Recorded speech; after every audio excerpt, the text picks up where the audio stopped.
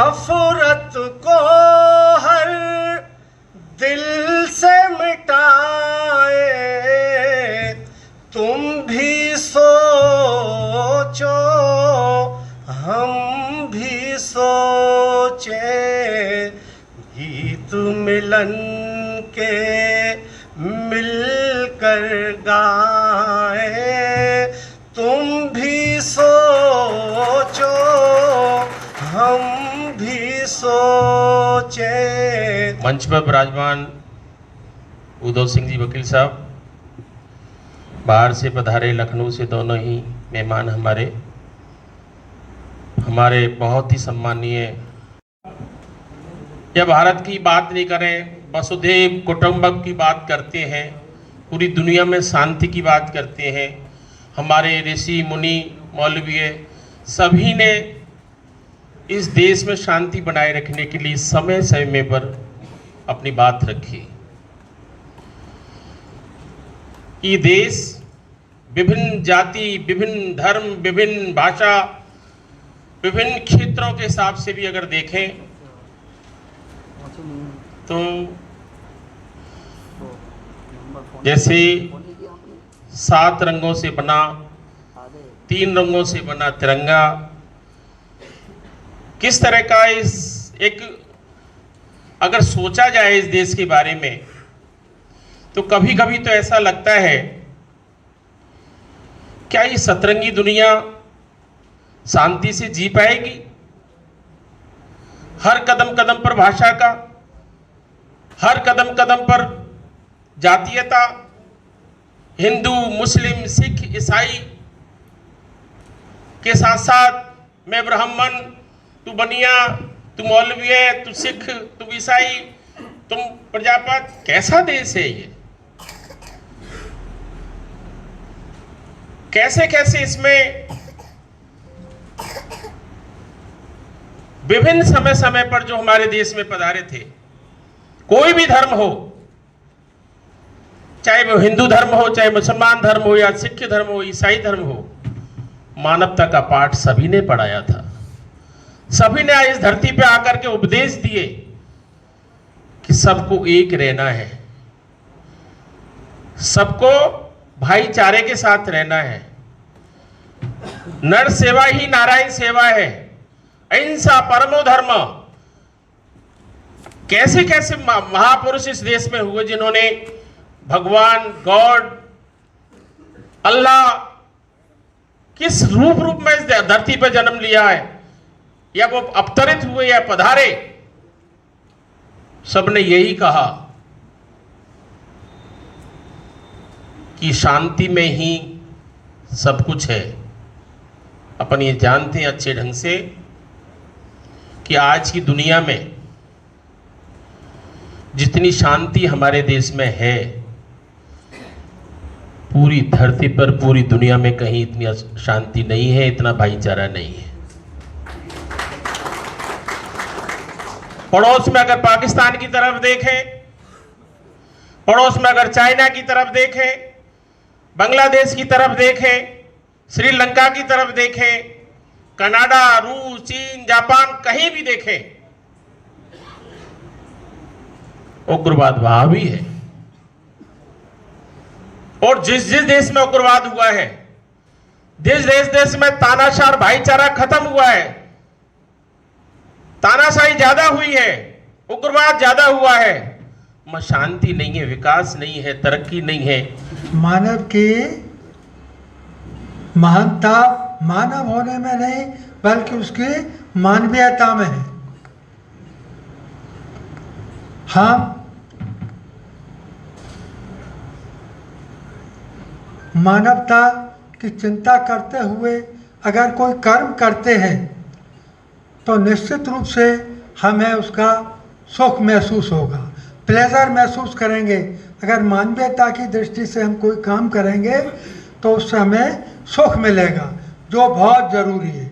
अपन बहुत समय से अपने सुख महसूस करने के लिए लाखों रुपए खर्च करते हैं, भाई लोग हमारी प्रशंसा करें और हम प्लेजर महसूस करें। लेकिन हम केवल मानवीय दृष्टिकोण से अगर कार्यक्रम अपना एक दूसरे के प्रति रखेंगे तो स्वतः ही अपूर्व सुख महसूस होगा, प्लेजर महसूस होगा। मानवता का अर्थ मानव के प्रति सेवा भाव, सद्व्यवहार, ईमानदारी, भाईचारा तथा दया भाव से है। व्यक्ति के कार्य ऐसे होने चाहिए कि किसी के दूसरे के दिल को दुख ना पहुंचे। तो निश्चित रूप से हम ये कहते हैं आज का जो फंक्शन मना रहे हैं वो सार्थक है। व्यक्ति की पहचान उसके मानवीय गुणों के कारण ही होती है। ये नहीं कि वो व्यक्ति है, अगर उसमें मानवीय गुण नहीं है तो उसे कोई नहीं जानेगा। हजारों आदमी आते हैं चले जाते हैं, कोई उनकी पहचान ही नहीं होती। कुछ ऐसे आदमी होते हैं कि जो उनको सारा संसार जानता है, तो उनके मानवीय गुणों के आधार पर ही ये सारी बात संभव है। आप हमारे करौली के सम्माननीय परम श्रद्धेय बाबू दर्शनी लाल जी, मंच पर विराजे हुए हमारे करौली के जिले के सब मजिस्ट्रेट साहब, सब डिवीजन मजिस्ट्रेट साहब, चेयरमैन साहब और मंच पर विराजे हुए सभी सम्मानित महानुभाव, सम्मानित मंच और मेरे सामने विराजे हुए इस करौली के बहुत ही महान विभूति, बहुत ही सम्मान के पात्र, बहुत ही अच्छी प्रवृत्ति के लोग जिनको मैं प्रणाम। त्योहार है, ईद की मुबारकबाद मैं आप सभी को दिल से देना चाहता हूं। लेकिन यदि आज जिस उद्देश्य को लेकर जिस कार्यक्रम में आप पधारे हैं, इस उद्देश्य में हम लोग सफल हो जाते हैं, कामयाब हो जाते हैं, तो इससे बड़ी हमारी ईद की कोई मुबारकबाद दूसरी हो नहीं सकती। मैं आप लोगों को एक निवेदन मेरे व्यक्ति के बराबर समझ रहा हूं, क्योंकि मेरे सामने मंच पर मेरे समक्ष जो विभूतियां विराजमान हैं, उनको मैं ना कोई भाषण दे सकता, ना कोई उपदेश दे सकता, ना कोई ज्ञान दे सकता। यदि देता हूं तो मूर्खता का परिचय देता हूं। मैं तो आप लोगों से आज के इस उद्देश्य के अवसर पर 2 मिनट का निवेदन करना चाहता हूं कि आज ये तय कर लिया जाए कि हमारी आज जो बैठक हो रही है, ये सब लोग वो लोग हैं जो करौली के लिए अच्छा वातावरण देना चाहते हैं, करौली के लिए अच्छा सोच रखने वाले लोग हैं। ये आज ही तय कर लें कि ये हमारी सांप्रदायिक सद्भाव की जो एक कमेटी है, इसका एक कमेटी का गठन हो और इसकी महीने में, 2 महीने में, 3 महीने में परिस्थितियों के हिसाब से समय का निर्धारण कर लें कि वो समिति बने और उस समिति की बैठक समय समय पर आवश्यक रूप से होती रहे, आपस में विचारों का आदान प्रदान होता रहे, मिलन जुलन होता रहे और करौली में एक अच्छा वातावरण बना रहे। करौली का मैसेज जैसा चंद दिनों पहले हमारी करौली विश्व पटल पर बदनाम हुई है, जिसके लिए हम और आप सब शर्मसार हैं। ना आपका सीना गर्व से चौड़ा हुआ होगा उस घटना के बाद, ना हमारा सीना चौड़ा हुआ होगा, और सबको लज्जा के अलावा, लज्जित होने के अलावा दूसरा कोई पुरस्कार नहीं मिला होगा। तो जीवन में हमारे जीते जी हम ऐसी नींव रखें, हम ऐसे वातावरण का निर्माण करें कि हमारे करौली के अंदर सांप्रदायिक सद्भाव एक बहुत अच्छे बेहतर ढंग से बना रहे, सौहार्दपूर्ण वातावरण में हम लोग जिए मरें और हमारे आने वाली पीढ़ी, आज जब हम सांप्रदायिक सद्भाव की कमेटी का बनाएंगे, कमेटी एक ऐसा कार्यक्रम रखा है इस करौली में और उसमें मुझे उपस्थित होकर बोलने का मौका मिला है। मैं एक बात कहना चाहूंगा कि विश्व में हिंदुस्तान का नाम जब आता है तो इंसानियत, मानवता, अच्छे संस्कार हिंदुस्तान के साथ जुड़े रहते हैं। समय कम है, मैं दोबारा ये बात कहूंगा कि हिंदुस्तान में ही करौली भी एक जगह है और करौली के बारे में मैं निवेदन करना चाहूँगा। मेरे बुजुर्गों को मालूम होगा कि जैसे ही हिंदुस्तान के 2 भाग हुए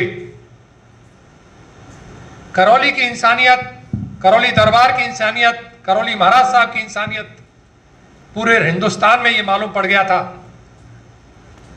मैं आपको निवेदन करूं कि करौली दरबार के पास सबसे नजदीकी लोग, विश्वास पात्र, खजाना और हथियारों की संभाल की जिम्मेदारी मुसलमान बंधुओं के पास थी। और जब कोई ऐसा मुद्दा आया, पूरे हिंदुस्तान में इस प्रकार की चर्चाएं हुई, हिंदू मुस्लिमों में इस प्रकार का नाइत्तेफाकी हुई, तो करौली दरबार ने स्वयं उपस्थित होकर, बुजुर्गों को मालूम होगा कि मुसलमान भाइयों के बीच खड़े होकर के कि कोई भी मैं मेरे ऊपर कोई आंच आएगी, मेरे मुसलमान भाइयों पर आंच नहीं आएगी।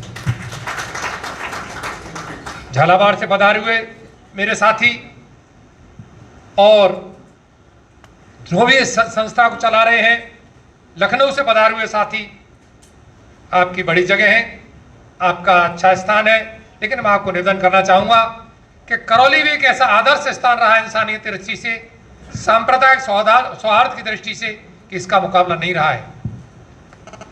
मैं व्यक्तिगत तौर पर निवेदन करना चाहूँगा कि जैसे ही मैं हिंदू समाज में आदरणीय बजरंग लाल जी, मेरे गुरु ब्रजेंद्र प्रसाद जी, आदरणीय हजारी लाल जी, आदरणीय जगदीश पाल जी, रेवती प्रसाद जी, जिनमें कुछ था, महाराज सिंह जी, जिनके अंदर कुछ था जो इंसानियत को समझते थे, उसी प्रकार से मैं निवेदन करूं, अगर जो लोग परिचित होंगे, मेरे बड़े भाई बाबू भाई बीड़ी वाले, कोई सा ऐसा त्यौहार नहीं था जिसमें हमारे पांचों सातों, चाहे सहरा साहब हो, चाहे डॉक्टर प्रकाश व्यास हो, चाहे बाबूलाल शर्मा हो, चाहे उदय सिंह हो, उनके घर जाकर खाना तैयार नहीं हुआ हो। मैंने मुंशी सादी खान जी को भी मैंने सानिध्य मुझे मिला है, मुझे अब्दुल रहीम साहब का भी सानिध्य मुझे मिला है, मुझे महमूद हकीम साहब का भी सानिध्य मिला है, जिनके अंदर इंसानियत थी। इंसानियत जिन्होंने हमको उनके पास बैठकर इंसानियत मुझे मिली, जैसे हिंदुओं में करौली में इंसानियत थी, उनमें भी इंसानियत मिली। तो मैं आज ये कहना चाहूँगा कि जो हमारे बाहर से पधारे हुए लोग, एक बीच में एक कोई घटना घट गई चंद लोगों की मूर्खता के कारण, इस वजह से मेरा करौली हिंदुस्तान में बदनाम हुआ, हिंदुस्तान ने विश्व लेवल पर करौली का नाम बदनामी के रूप में देखा गया और हमारा माथा शर्म से झुक गया। दोस्तों, आप यहाँ विराज रहे हो, दोनों ही कौमों के लोग यहाँ विराज रहे हैं। कई बार इस बीच में छोटी छोटी वारदातें हुई हैं। आप लोगों को मालूम होगा कि जब भी इस प्रकार की वारदात हुई, एक विशेष प्रकार का बीच का माहौल निकाल करके और हमने इस इंसानियत को आगे बढ़ाने के लिए, इस करौली को शांत रखने के लिए हमने प्रयास किया है और आप लोगों का सहयोग उसमें मिला है, प्रशासन का भी सहयोग मिला है।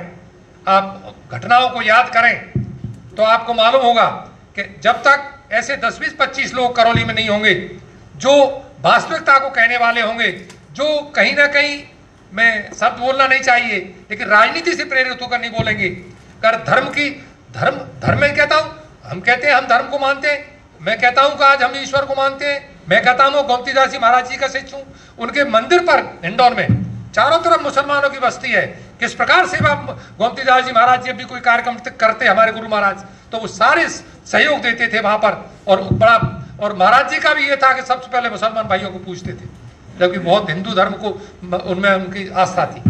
तो मैं ये निवेदन करना चाहूँगा, इंसानियत, मानवता, और आज आप पधारे हो करौली में, तो आप चंद यहाँ पर 90%, 99% लोग मुसलमानों में और हिंदुओं में मानवता रखने वाले हैं, इंसानियत रखने वाले हैं, दोनों धर्म की इज्जत करने वाले हैं। लेकिन चंद लोगों ने इसको जो बदनाम किया है, उनके आज मुंह बंद हो चुके हैं, वो आज आगे बढ़कर नहीं बोल पा रहे हैं। हम आपको विश्वास दिलाना चाहते हैं, आप जिस मुहिम को हिंदुस्तान में चला रहे हैं, करौली में इस मुहिम का आप मुख्य रूप से आप देखेंगे कि करौली में आपकी मुहिम के लिए बहुत अच्छा माहौल बना हुआ है, बहुत अच्छा माहौल बन चुका है, और जो गलतियां हुई हैं उनको निष्कासित किया जा रहा है, उनको दूर किया जा रहा है, और उनके मुंह बंद हो चुके हैं।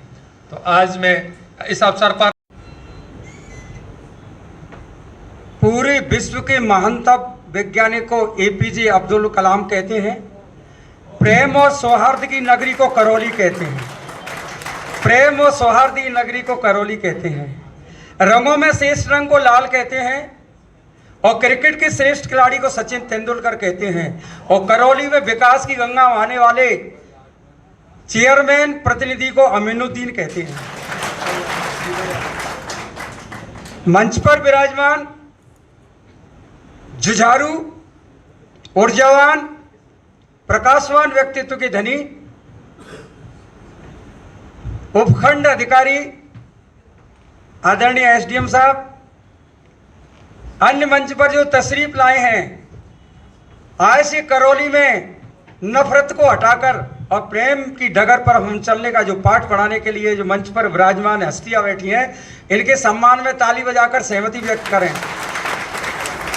और मैं यूं कहूं बिना किसी भूमिका के, मैं ज्यादा समय नहीं लूंगा, कि प्रेम ही हैवान को इंसान बना देता है और प्रेम ही दुश्मन को मित्र बना देता है। अरे नहीं है तो करौली के लोग आजमा करके देखो, प्रेम ही पत्थर को भगवान बना देता है, प्रेम ही पत्थर को भगवान बना देता है। अभी मेरे से पूर्व वार्ताकारों ने कहा, लेकिन बात सही है, रहीमदास जी ने एक दुआ है कि रहीमन मन और दूध की देखी एक ही रीत, अरे दूध फटो ग्रत कहाँ गयो और मन फट कहाँ गई प्रीत। इसलिए मोहब्बत को जोड़ने की बहुत ज्यादा जरूरत है। दरिया की कसम, मौजों की कसम, ये ताना बाना।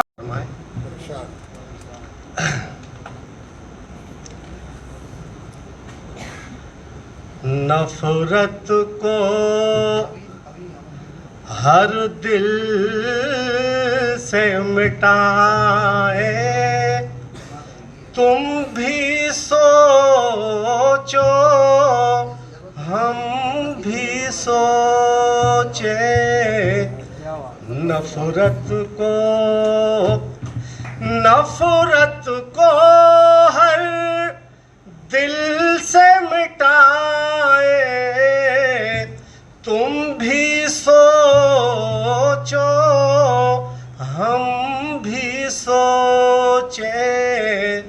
गीत मिलन के मिलकर गाए, तुम भी सोचो हम भी सोचे। और हजरात शेर में आप फरमाए, अपना शहर है जिसमें सारे हिंदू मुस्लिम रहते हैं। अपना शहर है जिसमें सारे हिंदू मुस्लिम रहते हैं। ईद दिवाली मिल के मनाए, तुम भी सोचो हम भी सोचे। ईद दिवाली मिल के मनाए, तुम भी सोचो हम भी सोचे। और इस शेर पर तवज्जो चाहूँगा सभी हजरात से। इंसानों की बसती है ये, इंसानों से प्यार करे सब। इंसानों की बसती है ये, इंसानों से प्यार करे सब। इंसान हर इंसान को दिल से लगाए, तुम भी सोचो हम भी सोचे। हर इंसान को। और आखिरी शेर है, छोटा बड़ा ना इसमें कोई इंसान, इंसान के सब दीप जलाए, तुम भी सोचो हम भी सोचे, खुशियों के सब ऐसा काम करे सब अंजुम, दुनिया हमको याद करेगी, ऐसा काम करे सब अंजुम, दुनिया हमको याद करेगी, देश की खातिर मर मिट जाए, तुम भी सोचो हम भी सोचे, देश की खातिर। करके इंसानियत की इस और हिंदुस्तान की इस परंपरा जो आपस में मिलजुल कर रहने के लिए हमें प्रेरणा देती है, उसको आगे बढ़ाया है। हिंदुस्तान एक ऐसा देश है जो मानवता का पैगाम, जिन्होंने, जिस देश ने महात्मा बुद्ध, महात्मा गांधी, स्वामी विवेकानंद, अब्दुल कलाम जैसे सितारे दिए हैं, जिन्होंने मानवता का, भाईचारा का, इंसानियत का, अहिंसा का, शांति का और मानवीय और नैतिक मूल्यों का संदेश पूरे विश्व को दिया है। आज हम G20 में वसुधैव कुटुंबकम की भावना लेकर के सभी देशों को लीड करने की क्षमता रखते हैं। ऐसा देश भारत जिसमें विदेशी आक्रांताओं ने प्रवेश किया, लेकिन उनको भारत की वसुधैव कुटुंबकम की सहिष्णु संस्कृति ने आत्मसात किया और उनको मौका दिया यहाँ घुलने मिलने का और यहाँ के संसाधनों का उपयोग करने का और मानवता को आगे बढ़ाने के लिए उनको अवसर दिए।